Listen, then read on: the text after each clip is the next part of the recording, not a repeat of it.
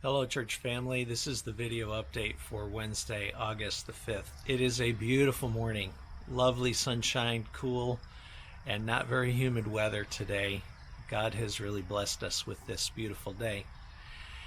It seems like every time I do a video update, I'm bringing some kind of not very much good news, and that's because of this COVID situation. Frankly, every single day that goes by, something new comes up and people are contacting me about the decisions that we need to make. It's not just affecting our church decisions, it's affecting everything. I've heard from community leaders, especially educators, in terms of how they're seeing drastic reductions of the number of students they're expecting to come and learn in person. That affects the way that they do their work. It affects their income. It affects everything for them. And so I know that as a church, the decisions that we make from week to week and day to day are not all that different from the ones that you have to deal with as well. So let me just talk a little bit more about COVID. I'm sorry to do this to you on this update, but I think it's important. First of all, one of the questions that people ask me pretty regularly is, does anybody in your church have COVID? And to my knowledge, nobody does. There have been a few people who have had family members that have contracted COVID, but no one within our church family, to my knowledge, has COVID. And that means that nobody is bringing in as far as we know, a direct contact with someone who has COVID.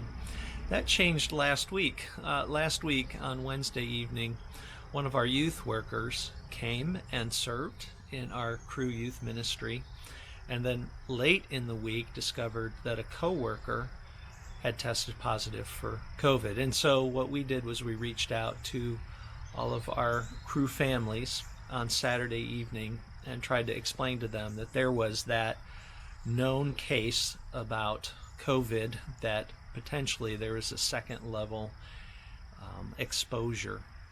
Now, we did research and I've asked some of the health professionals in our church to help me with this.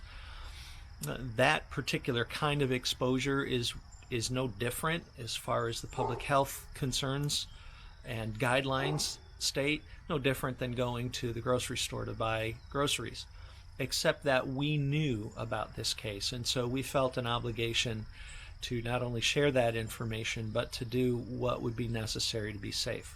What we didn't want to happen was to hold on to that information and not tell anybody, and then, God forbid, there would be an outbreak, and it would be traced to our church, and the headlines would report, church has a COVID outbreak and didn't tell anybody about the potential exposure. So we didn't want that to happen, and we encouraged some folks to stay at home over the weekend, and we're canceling Cru this evening as a result. We just want to do what the guidelines suggest. If you know that there's been an active COVID case that you're potentially exposed to, you're supposed to watch your symptoms for 2 weeks.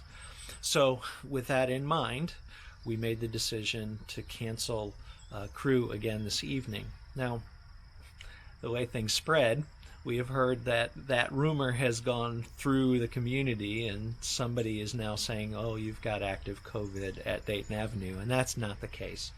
So this is not an issue to get excited or panicked about things. We are safe, and we're a safe place to come and worship. But again, even yesterday, the governor issued higher demands for the educational system and said that he's going to send out a letter to the churches.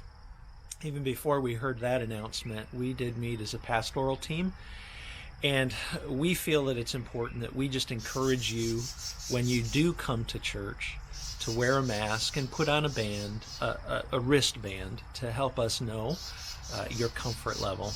And so we're encouraging you to wear a mask if you come to church this weekend.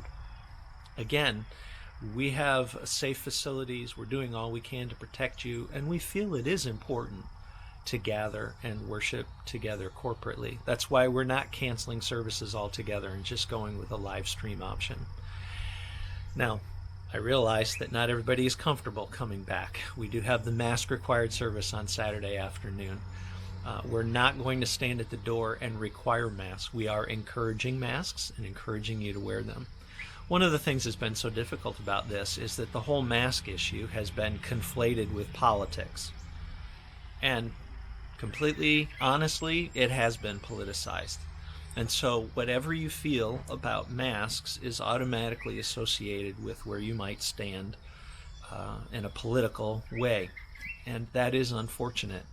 It's unfortunate because as I speak to people in our church, those who have a desire to be safe and to come back to worship and gather corporately are not coming from a political standpoint. They're just saying we want to be safe. And so I'm trying to remove all of the political baggage that is coming with this issue, and just appealing to all of us to think about our church family, those others in our church family that we want to protect.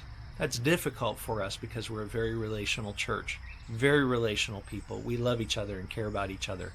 And physical proximity to each other is an important part of caring for one another.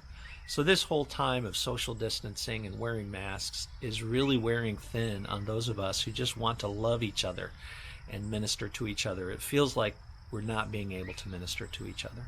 So I realize that. Lord willing, all of this is temporary, and we'll be able to get back to more of what we normally experience when we come to church and worship together. So I'm just calling on you to have a level of concern for one another and to wear a mask. We're encouraging you to do that, and to just be safe. Please keep us all in prayer. The enemy wants to use all of these things to divide us, and that is really sad to me, very discouraging and grievous to me. So would you just pray along with me that God will protect our church family and will preserve unity for His glory, for His sake here in our community. Thanks for watching this video. God bless you. I hope you have a wonderful week.